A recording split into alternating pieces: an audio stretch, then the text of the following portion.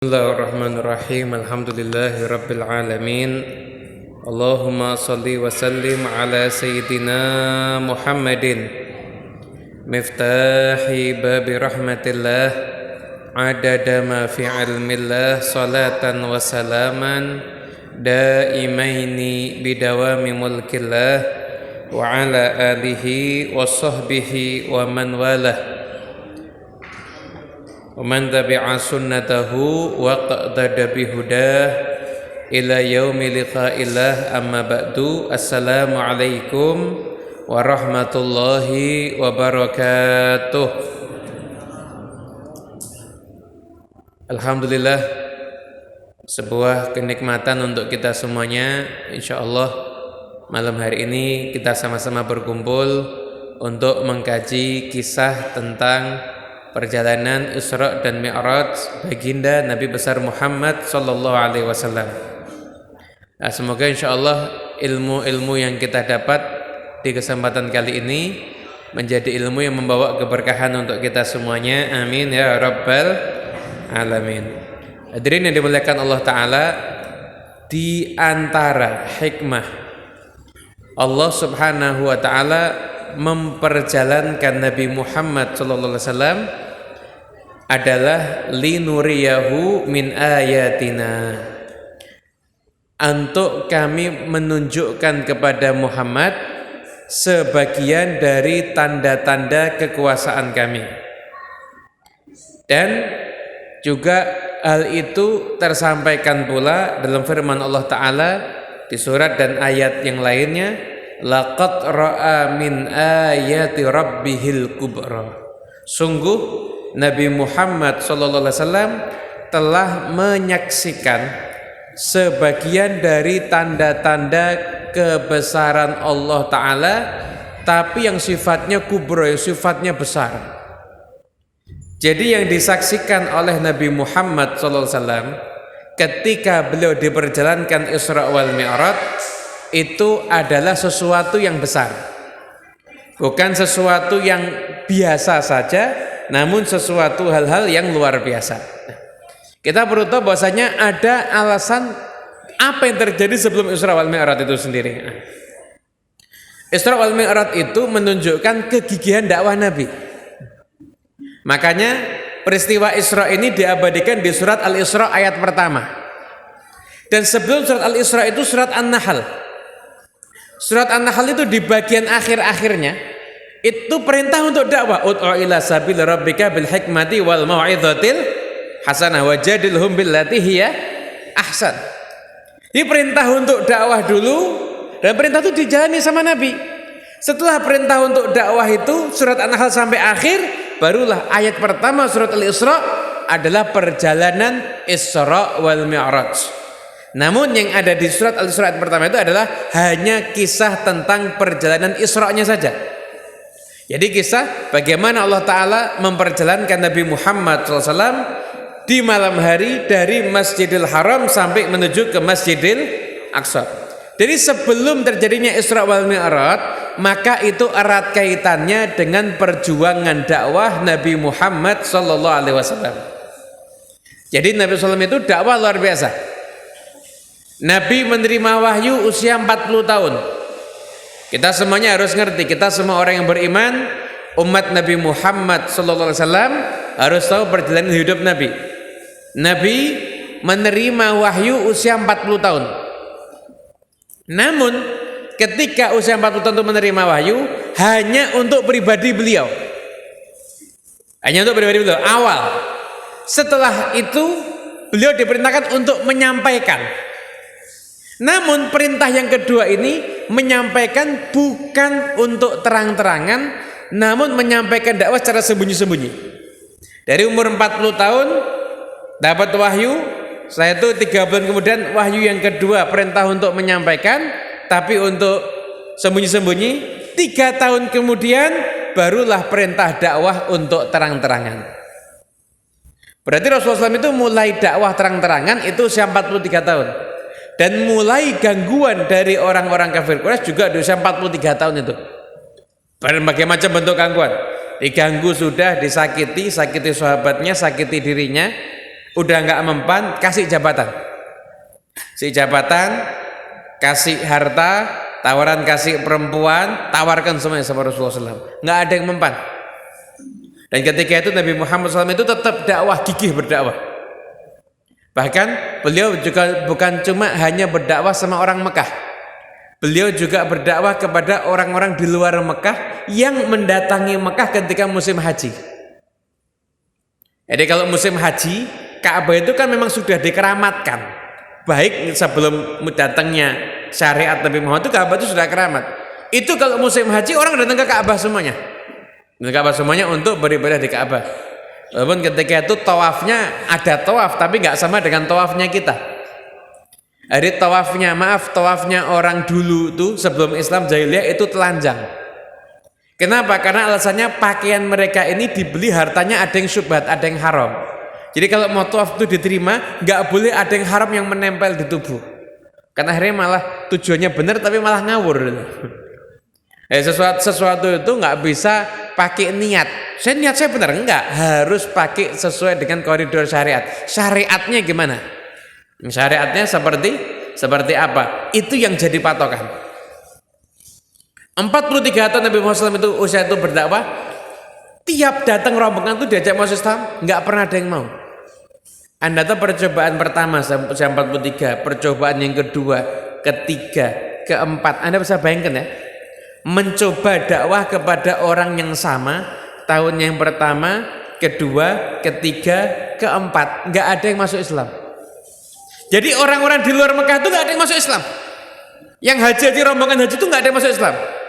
Kelima, percobaan kelima, nggak ada yang masuk Islam. Keenam, nggak ada yang masuk Islam. Ketujuh, nggak ada yang masuk Islam. Kedelapan, 6 orang masuk Islam. Berarti 8 kali mencoba kepada momen yang sama. Setelah percobaan ke-8 baru ada 6 orang masuk Islam. Kira-kira gigih nggak itu dakwahnya Nabi Muhammad SAW? Untung yang dapat tugas dakwah ini bukan kita. Yang dapat tugas dakwah ini kita, dan kita yang jadi nabi repot, udah didoakan masuk neraka semua mungkin umatnya. Itu Nabi Muhammad SAW itu percobaan sampai ke-8. Anda bisa bayangkan, ngajak itu sampai 8 kali baru ada yang mau masuk Islam. Baru mau masuk Islam. Masuk Islam 6 orang. Nah, ketika beliau itu dalam kondisi tertekan, saya itu dalam kondisi tertekan, Rasulullah SAW itu ditekan terus sampai akhirnya sempat diboikot 3 tahun. Tidak boleh ada yang jual bahan makanan kepada semua yang berkaitan dengan Nabi Muhammad. Bahkan keluarga Nabi yang belum masuk Islam sekalipun tidak boleh untuk bertransaksi juga dengan orang-orang yang ada saat itu.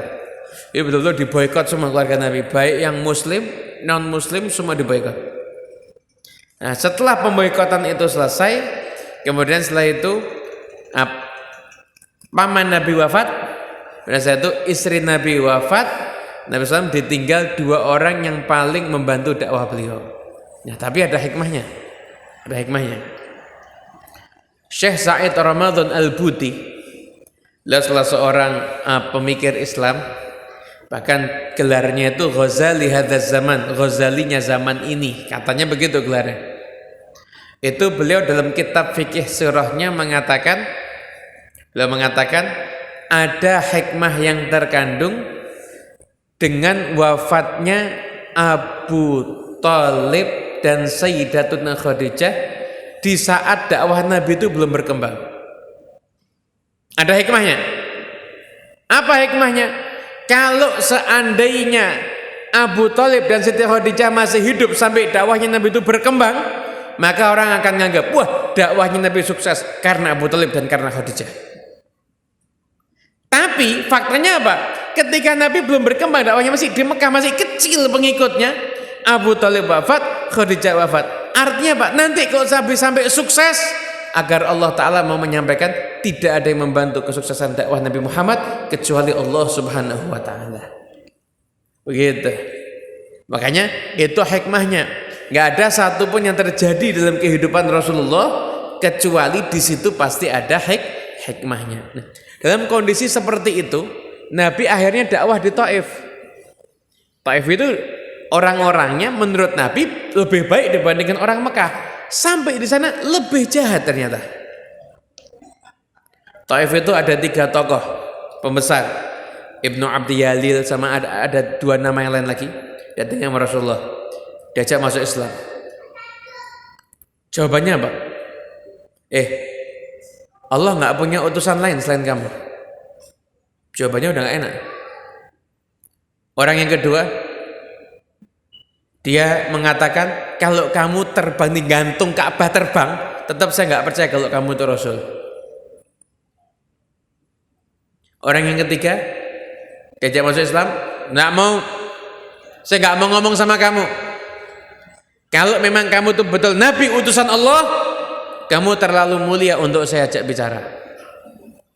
Tapi kalau kamu itu bukan seorang Nabi, pembohong, buat apa ngomong sama pembohong? Wah, jadi itu tekanannya ketika itu luar biasa. Kata Nabi, yaudah, ini 3 orang kumpul nih, 3 orang, yaudah gini aja. Saya mau dakwah di kampung kamu. Saya biarkan saya dakwah di kampung ini. Enggak boleh. Ya udah, saya mau pulang. Saya mau kembali ke Mekah. Kamu jangan bilang sama orang Mekah kalau kamu sudah nolak saya. Itu hal pertama yang mau saya lakukan. Dari semua permintaan Nabi ditolak sama dia, bahkan enggak cukup itu, mereka, Anda lihat nih di kitab sirah, yang disuruh ngelempari Nabi itu orang gila sama anak kecil. Kenapa? Kok yang suruh ngelempari Nabi kok orang gila sama anak kecil? Kok enggak mereka langsung ngelemparin Nabi atau orang-orang yang dewasa? Karena mereka itu takut. Kalau betul-betul Muhammad ini seorang Nabi dan darah Nabi itu sampai tertumpah ke bumi, langsung akan diturunkan adab sama Allah Ta'ala, nggak pakai nanti. Kalau pelaku tumpahnya darah Nabi ini seorang yang mukallaf, baligh dan berakal, langsung turun bala. Langsung turun bala. Makanya ada riwayat ketika Nabi SAW itu perang Uhud sampai berdarah-darah wajah itu sama Nabi, darah itu ditahan dengan tangan beliau, tidak sampai ke bumi. Kenapa? Kalau sampai ke bumi langsung kena azab itu semuanya. Jadi Nabi SAW itu bayangkan sudah kena pukulannya di bagian wajah, besi itu masuk sampai ke pipi Nabi, gigi geraham Nabi patah ketika perang Uhud. Sahabat ini ngelindungi Nabi. Nah, tamengnya Nabi itu badannya sahabat. Sahabat lihat Nabi sampai berdarah-darah, sahabat mengatakan, "Ya Rasulullah, doakan mereka celaka, doakan mereka celaka." Kata Nabi apa? "Allahumma ighfir qaumi fa innahum la ya'lamun." Ya Allah, ampuni kaum ya Allah, mereka enggak ngerti. Bayangkan coba. Bisa enggak kita memaafkan orang? Orang gitu. Jadi kita lihat sifat memaafnya Nabi, spontanitasnya Nabi ya. Nabi dilukai di bagian wajah, bagian yang terhormat ya. Bagian yang terhormat, wajah, sampai berdarah, yang ngelukai orang yang niat membunuh Nabi, bukan nggak sengaja mau melukai Nabi. Di saat yang sama mendoakan kebaikan untuk orang itu. Bisa nggak kita? Ini yang dilakukan sama Rasulullah SAW. Nah, melalui itu semuanya, akhirnya setelah itu Rasulullah Sallallahu Alaihi Wasallam diperjalankan Isra wal Mi'raj. Nah, kapan itu terjadi? Terjadinya Isra wal Mi'raj itu adalah ketika Nabi Muhammad Sallallahu Alaihi Wasallam, ketika Rasulullah SAW itu beliau itu sudah dalam kondisi titik terendah. Ketika itu siapa yang bisa diharapkan nggak jelas. Sahabat Nabi ya ada, tapi sahabat Nabi ketika itu posisinya lemah. Ketika itulah Allah Ta'ala perjalankan Nabi Muhammad SAW Isra wal Mi'raj. Menunjukkan apa? Menunjukkan ketika Nabi Nabi itu menyangka, saya ini mungkin begini karena Allah menghukum saya. Allah Ta'ala menjawab, Allah nggak menghukum Nabi. Tapi semua yang dialami sama Rasulullah adalah sunnatullah, konsekuensi. Memang ketetapan Allah, siapapun yang Allah cintai, berjuang di jalan Allah Ta'ala, pasti akan mendapatkan ujian. Tapi jangan lupa, ujiannya hanya sementara. Namun kemuliaan yang didapatkannya tidak akan terhenti selama-lamanya. Itu untuk definisi apa orang-orang yang berjuang di jalan Allah Subhanahu wa taala. Akhirnya di satu malam di situ Rasulullah SAW itu riwayat macam-macam, riwayat hadis macam-macam. Saya mengkaji kitab Mi'raj itu, sirah Mi'raj itu macam-macam. Paling enggak ada 3 riwayat. Yang pertama riwayat mengatakan Isra Mi'raj itu dari rumahnya Ummu Hani. Ummu Hani ini saudarinya Ali bin Abi Thalib, putrinya Abu Thalib. Riwayat pertama dari rumah Ummu Hani ada riwayat dari rumahnya Nabi. Ada riwayat lagi itu dari Ka'bah. Nah, Rasulullah itu di dekat Ka'bah begitu. Dalam kitab Syarah Subul Huda wa Rasyad itu mu'alif menggabungkan semua riwayat dijadikan satu alur kisah. Dikatakan yang paling memungkinkan Nabi Muhammad SAW itu dari rumahnya Ummu Hani, kemudian beliau keluar setelah itu ke Ka'bah, tiduran di sana, datang malaikat Jibril, malaikat Mikail, dan satu malaikat lagi. Prosesnya kapan itu? Itu terjadi ketika Nabi dari rumahnya Ummu Hani. Kau yang dipilih rumahnya Ummu Hani? Iya, Ummu Hani itu saudarinya Ali bin Abi Thalib, putrinya Abu Thalib, berarti sepupunya Rasulullah. Ummu Hani ini seorang wanita yang pernah dilamar sama Nabi. Jadi Nabi itu sebelum melamar Siti Khadijah, Nabi itu melamar Ummu Hani. Itu dilamar sama Rasulullah, Ummu Hani ini. Nah, ternyata udah keduluan orang lain. Rasulullah sempat ngomong sama Abu Thalib, loh, kok enggak saya ya yang dinikahkan sama Ummu Hani? Abu Thalib, ya saya kan udah sepakat mau menikahkan Ummu Hani sama si fulan. Akhirnya Ummu Hani nikah, Nabi nikah dengan Siti Khadijah. Senang Nabi sama Ummu Hani. Fathu Makkah, Ummu Hani udah nggak bersuami. Dilamar lagi sama Rasulullah. Dilamar lagi sama Rasulullah, Ummu Hani. Dilamar lagi sama Rasulullah. Ummu Hani jawaban cinta. Ya Rasulullah bukan nggak cinta, cuma saya ini punya anak kecil banyak. Kalau saya ngurus engkau, saya nanti menelantarkan anak. Kalau saya mengurus anak, saya menelantarkan engkau Nabi dan Rasul. Akhirnya gak jadi nikah. Nabi dipuji sama Nabi. Wah, memang perempuan yang baik ini perempuan Quraisy. Kasih sayangnya sama anak itu luar biasa. Dipuji sama Rasulullah. Jadi Rasulullah tuh lamaran ditolak gak baper. Gak kayak anak muda zaman sekarang. Lamaran ditolak gak semangat hidup. Nggak mau makan, ya bilang bagus tuh nggak mau makan, orang tuanya ngirit nanti, nggak usah ngasih uang jajan, nggak usah masak, cocok gitu. Ini Rasulullah, seorang Nabi dan Rasul, lamarannya ditolak, lamaran ditolak loh ini, nggak dipuji yang nolak. Kenapa? Alasannya betul.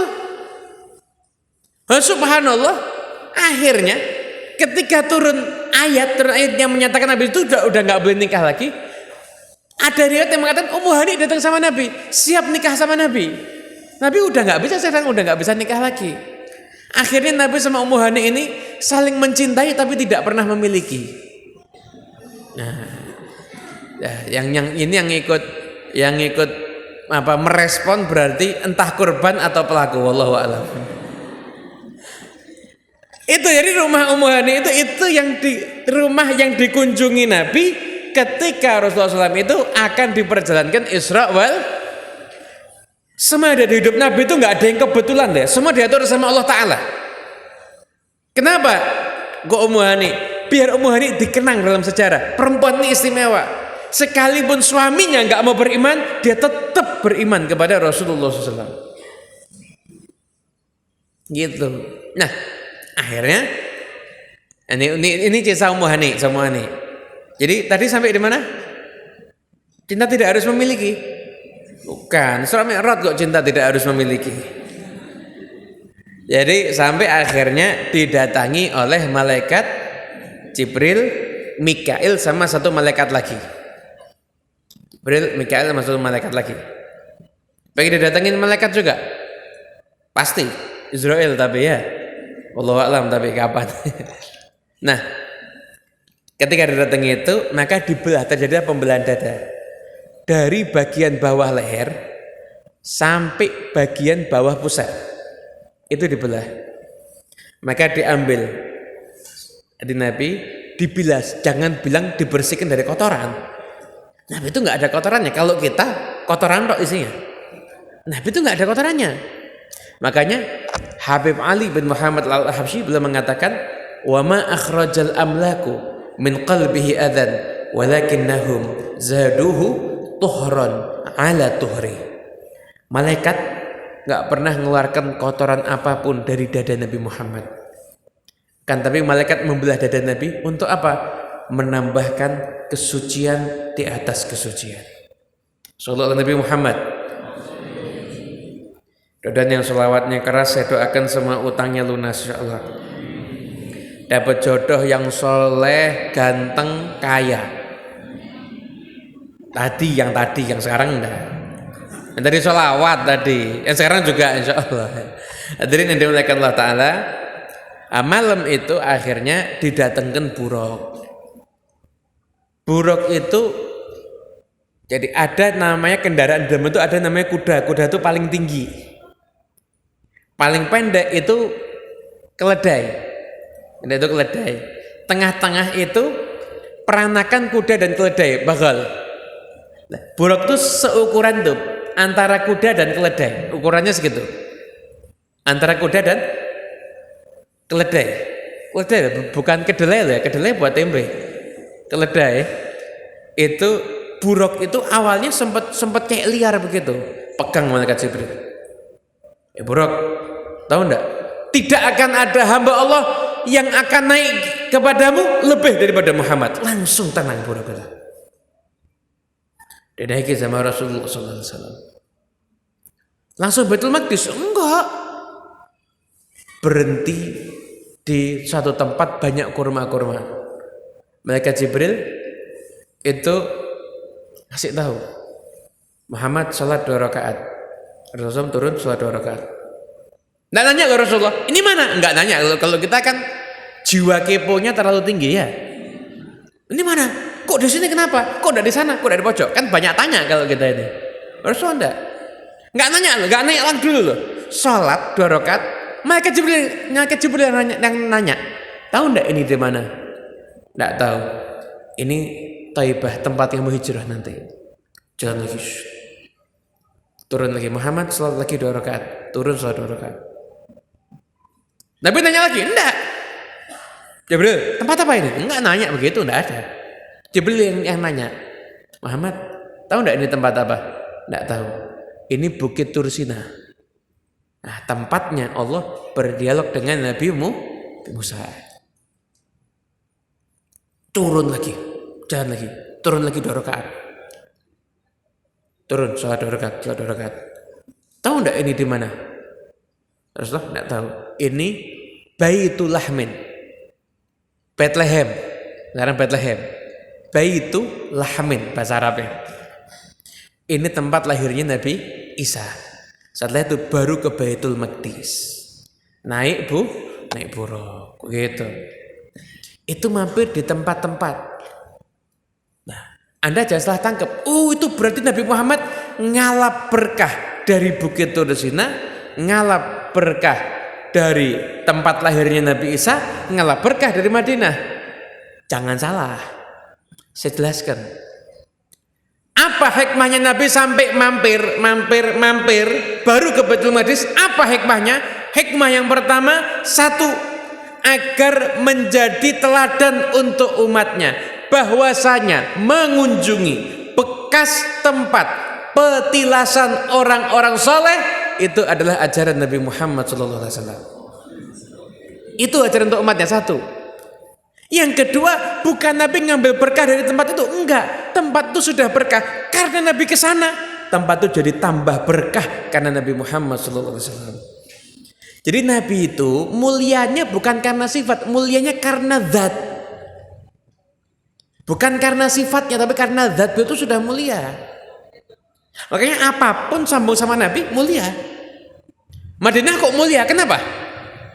Kenapa Madinah mulia? Kenapa kok bukan Pulau Hawaii? Karena Madinah ada Nabi Muhammad Sallallahu Alaihi. Madinahnya yang termuliakan karena Nabi. Nabi zatnya mulia. Ini ketika Nabi itu sampai ke Bukit Tursina, itu Nabi memberikan berkah untuk Bukit Tursina. Begitu. Kita umatnya meneladani. Oh, berarti berkunjung ke tempat peninggalan orang soleh, belajar kehidupan orang soleh, itu ajaran Nabi Muhammad Sallallahu Alaihi Wasallam. Begitu. Itu intinya di situ. Sampai di Baitul Maqdis, Masjidil Aqsa, Baitul Maqdis. Dikisahkan, nah, di Baitul gini. Kira-kira Baitul Maqdis ada apa ya sebelum didatangi sama Nabi? Gitu. Pernah Abu Sufyan itu berjumpa dengan Raja Romawi. Berjumpa dengan Raja Romawi. Kita mungkin pernah tahu ya, mungkin pernah tahu ya. Dulu tuh ada dua imperium besar dunia, Romawi sama Persia. Pernah dengar nggak? Pernah belajar sejarah dunia kan mungkin ya? Ada Romawi, ada Persia. Romawi itu luasnya 5 juta kilometer persegi. Ketika itu masuk Italia itu katanya sampai ke daerah Suriah itu masih Romawi waktu itu. Sekarang ini masih apa? Daerah Syam itu masih Romawi, Palestina itu masih Romawi gitu ya. Kalau Persia 7,2 juta kilometer persegi. Luas juga, lebih luas Persia. Tapi saya mau nanya, sekarang ini yang lebih banyak peninggalan Romawi atau Persia? Romawi ya kan? Romawi. Anda nggak pernah dengar Persia? Ya kan? Apa sebabnya? Romawi itu sekalipun perang sama Nabi, tapi Romawi itu masih menghargai Nabi Muhammad. Makanya surat dari Nabi itu disimpan sama Raja Romawi, enggak diapa-apakan, disimpan sama Raja Romawi. Raja Romawi aja sempat hampir masuk Islam kok. Hampir masuk Islam Raja Romawi itu. Begitu mungkin dia mau masuk Islam langsung seluruh kabinetnya angkat senjata, rajanya sendiri mau dibunuh. Akhirnya rajanya modus. Enggak, saya cuma ngetes keimanan kalian. Padahal rajanya udah mau masuk Islam ketika itu. Persia enggak ada peninggalannya. Tidak ada sama sekali. Anda pernah dengar Persia? Mana daerah Persia? Anda nggak tahu. Mungkin yang paling dengar ya itu aja. Ada game sama film Prince of Persia itu aja. Lainnya nggak pernah tahu orang Persia itu mana. Kenapa? Karena Persia terima surat Nabi disobek-sobek. Kata Nabi, Allah juga akan merobek-robek kerajaannya. Akhirnya raja yang nyobek suratnya Nabi itu matinya dirobek perutnya sama anaknya sendiri. Setelah itu Persia hancur karena apa? Bapak sama anak bunuh-bunuhan, kakak adik semua keluarga bunuh-bunuhan. Akhirnya hancurnya Persia itu, sobek-sobek. Nggak ada peninggalan Persia. Romawi masih ada. Ibu kota Italia tuh ya Roma. Ada tim sepak bola AS Roma juga ada itu. Banyak peninggalan Romawi masih banyak tuh. Kisah-kisah Romawi itu masih banyak ya. Nah, setelah itu Baitul Maqdis ada apa tuh? Baitul Maqdis itu dijaga. Nah, suatu ketika Abu Sufyan ketika ditanya sama Raja Romawi tentang Nabi Muhammad SAW, dan semua jawaban Abu Sufyan itu menunjukkan kalau Rasulullah itu memang betul seorang Nabi. Di antara ditanya, kamu pernah perang sama Nabi itu? Pernah. Menang mana? Kadang menang kita, kadang menang dia. Ya udah, memang Nabi begitu. Kadang-kadang Nabi itu merasakan kalah. Pengikutnya orang kaya atau orang lemah? Orang lemah. Memang betul pengikut Nabi rata-rata orang lemah. Pengikutnya tambah apa kurang? Tambah. Betul kalau orang sudah beriman nggak akan keluar daripada imannya. Akhirnya Abu Sufyan kaget. Waduh, masuk Islam nih apa ini Raja Romawi? Terus bilang sama Raja Romawi, Ya Raja, mau nggak kamu saya kasih tahu berita Muhammad itu pendusta? Oh, kenapa? Ini riwayat ada di kitab Dalailun Nubuwah karya Abu Nu'aim. Ada riwayat ini. Muhammad itu pendusta. Kenapa? Dia tuh ngomong, dia dari daerah haram, Mekah daerah kita, pergi ke masjidmu ini, Baitul Maqdis ini, setelah itu malam itu juga langsung kembali.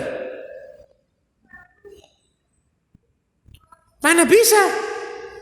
Malam itu kita perjalanan berangkat 1 bulan pulang 1 bulan, Muhammad semalam dari Mekah ke tempat kamu balik lagi. Kan nggak bisa itu. Kata penjaga masjid, oh saya ngerti malam itu. Raja Romawi bingung, ngerti apa? Iya, saya ini jaga masjid udah lama. Tidak pernah saya tidur sebelum pintu masjid saya tutup semuanya. Tidak pernah saya tidur sebelum pintu masjid saya tutup semuanya. Nah, suatu malam ada kejadian, semua pintu udah saya tutup, satu pintu saya tutup nggak bisa. Akhirnya saya panggil orang-orang, ayo tutup bareng. Saya geser, nggak gerak, kayak geser gunung. Akhirnya sampai manggil tukang. Kenapa ini? Digeser lagi sama tukang? Nggak bisa. Kata tukangnya, ini nggak wajar. Tunggu aja besok apa yang terjadi. Ditinggal, pintunya terbuka. Besoknya pagi udah dilihat, ternyata di dekat pelataran masjid itu ada batu itu berlubang. Di situ ada bekas untuk mengikatkan hewan tunggangan. Di situ saya tahu, oh pintu ini memang tertahan, nggak bisa ditutup. Pasti akan ada seorang nabi yang mendatanginya, dan nabi sudah datang tadi malam. Rasulullah Shallallahu Alaihi sampai Baitul Maqdis, semua nabi sudah kumpul di sana. Malaikat kumpul di sana, malaikat Jibril adzan. Malaikat Jibril adzan. Pertanyaannya sekarang, siapa yang jadi imam? Maka ketika itu malaikat Jibril meminta Nabi Muhammad SAW untuk menjadi imam. Akhirnya Rasulullah SAW pernah menjadi imamnya para nabi ada di dunia, dan kelak akan menjadi imamnya para nabi nanti ada di akhirat. Rasulullah alaihi wasallam. Intinya Isra wal Mi'raj itu banyak sekali peristiwa di sana untuk kita ceritakan panjang. Dan waktunya beduk berbunyi, kita sudah harus selesai. Intinya perintah Isra Mi'raj yang paling istimewa itu salat. Semua perintah itu melalui perantara malaikat Jibril kecuali salat. Dan memang sudah disampaikan dalam hadis-hadis yang berkaitan dengan akhir zaman, umat yang di akhir zaman ini nggak peduli sama sholat. Kita jangan jadi kelompok yang seperti itu. Sholat itu luar biasa. Nggak ada Muslim nggak sholat, itu nggak ada. Muslim nggak haji, mungkin kalau nggak mampu nggak wajib haji. Muslim dia nggak zakat, betul, nggak punya apa-apa mau dizakatin. Muslim nggak nyembelih kurban, bisa, nggak punya duit, masa mau kurban harga diri, kan nggak mungkin. Muslim nggak puasa Ramadan, mungkin sakit dia, ya kan? Tapi kalau sholat nggak ada. Melarat sholat, kaya sholat. Yang itu paling ngenes kalau lihat orang, enggak ada beduknya, bukan itu. Ini anak-anak main ya. Sudah kode ini, mungkin kode dari adiknya, wah sini ngomong terus suruh berhenti ini. Insyaallah yang mukul beduk jadi anak soleh atau solehah, insyaallah. Dan terus mukul beduk semuanya, sudah yang amin juga anaknya soleh-solehah ya. Jadi yang dimuliakan Allah Ta'ala. Lanjut ya. Muslim tidak satu tidak ada. Kaya wajib sholat, melarat juga harus sholat. Saya tuh paling ngenes, kesian lihat orang sudah melarat tidak sholat, kan kesian loh. Sudah di dunianya tidak begitu enak, kok misi akhiratnya mau dibuat tidak enak juga. Harusnya kan sudah rumosos ning donya randuwe apa-apa, mboten gadah napa-napa, urip wis arep melampah teng pundi-pundi nggih mboten saged. Kerja saben dinten nggih ngenes. Lah ngoten niku lho jek ora salat lho. Wis seakan-akan hidup di dunia sudah tidak enak, wis akhiratnya supaya kudu piye carane kudu luwih ora enak neh. Ya jangan. Salat itu nanti barokahnya banyak, termasuk untuk kehidupan duniawi kita. Tapi jangan salat ingetnya urusan duit, jangan. Satu barokahnya banyak. Kaya salat, miskin salat, sehat salat, sakit salat. Nah, Habib ada keluarga saya di rumah sakit, sholat. Maaf, karena minim ilmu agama, banyak muslim, maaf ya, su'ul khotimah karena keluarganya. Kok bisa Habib? Iya, sakit, udah pakai infus, keluarganya bilang, wes kowe rasa sholat sih ora apa-apa. Akhirnya mati karena sakitnya, mati pas tinggal sholat, su'ul khotimah. Nah, itu tanggung jawab tuh keluarga-keluarga yang begitu tuh. Pakai infus ya sholat sebisanya, bahkan pakai kateter selang nyambung ke kemaluannya, tetap wajib untuk mengerjakan sholat. Ini beduk mau ditabur nih kayaknya. 3 menit lagi insya Allah ya. 3 menit lagi. Direm dulu Pak Ade, benar 3 menit lagi. 3 menit lagi. Jadi wajib untuk mengerjakan sholat. Saya kasih logikanya, ini sangu jenengan bawa pulang, jenengan renungkan ya. Satu hari itu kita dapat waktu berapa jam sih? 24 jam, betul kan? Sama ya? Sama. Satu hari 24 jam. Itu waktu hidup kita dari 24 jam. Jatah sholat kita sehari berapa lama kira-kira? Siapa yang jawab 5 menit? Berarti sholatnya maghrib tok itu. Ya, potongan kita suratnya istiqomah, inna atau inna, kulhu, variasi wal asri. Ya, paling setengah jam ya. Dari 24 jam jatah sholat kita itu hanya 30 menit. Lah kita harus tahu hidupnya kita 24 jam barokah atau tidak tergantung yang 30 menit itu. Kalau yang 30 menit itu beres, 24 jam beres semuanya. Kalau yang 30 menit itu beres. Kok bisa Beb? Ada dalilnya? Ada. Nabi bersabda, kalau ada seorang hamba sholat sempurna rukuknya, sujudnya, dijaga betul sholatnya, selesai dia sholat amal sholatnya ngomong sama dia, semoga Allah jaga kamu sebagaimana kamu jaga aku. Dia dijaga, dia bersalat subuh, benar salat subuhnya. Salat subuh, Allahu Akbar, khusyuk salat subuh, pas tepat pada waktunya, syukur-syukur ada di masjid.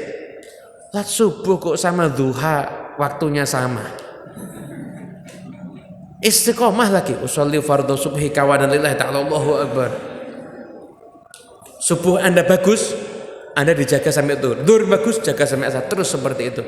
Bahkan bukan cuma 24 jam, kehidupan Anda akan dijaga terus selama Anda mengerjakan sholat. Makanya mulai isya ini nanti sholatnya semuanya khusyuk. Sudah 3 menit berarti ini. Sholatnya semuanya yang khusyuk, jangan mikir apapun selain Allah Subhanahu wa ta'ala. Biasakan ngerti apa yang dibaca, sholat itu ngerti apa yang dibaca, insya Allah nanti Anda urusannya beres, insya Allah hidupnya berkah kalau sholatnya bagus. Amin amin ya rabbal alamin. Rabbana atina fid dunya hasanah wa fil akhirati hasanah wa qina adzabannar. Wa sallallahu ala sayyidina Muhammadin sallallahu alaihi wasallam. Rabbil alamin. Al-Fatihah. Bismillahirrahmanirrahim. Kedua iya rasulullah mustaqim naratul ladzina an'amta 'alaihim ghairil maghdubi 'alaihim waladdallin. Amin. Wassalamualaikum warahmatullahi wabarakatuh.